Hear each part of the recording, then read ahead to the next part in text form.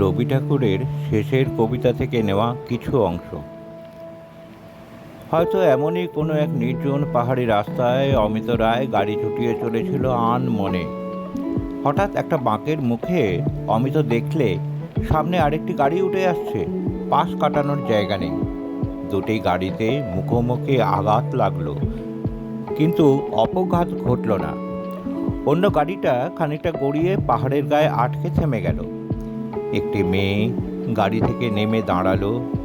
সদ্য মৃত্যু আশঙ্কার কালো পটখানা তার পিছনে, তারই উপরে সে যেন ফুটে উঠল একটু বিদ্যুৎ রেখায় আঁকা সুস্পষ্ট ছবি। এরপর কিছু ঘটনা। অমিত বাড়ি ফিরে ওর নোট বই নিয়ে লিখতে লাগলো। পথ আজ একই পাগলামি করলে, দুজনকে দু জায়গা থেকে ছেড়ে নিয়ে হয়তো আজ থেকে এক রাস্তায় চালান করে দিলে।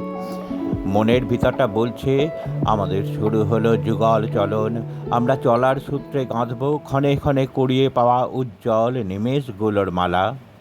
অমিত লিখলে, পথ বেঁধে দিল বন্ধনহীন গ্রন্থি, আমরা দুজন চলতি হাওয়ার পন্থী, রঙিন নিমেষে ধুলার দুলাল, পরাণে ছড়ায় আবির গুলাল, ওড়না ওড়ায় বর্ষার মেঘে দিগঙ্গনার নৃত্য।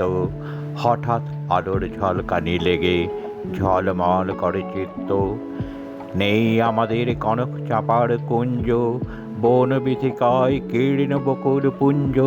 হঠাৎ কখন সন্ধ্যা বেলায় নাম হারা ফুল গন্ধ এলায়, প্রভাত বেলায় হেলা ভরে করে অরুণ মেঘের তুচ্ছ, উদ্ধত যত শাখার শিখরে রণ গুচ্ছ।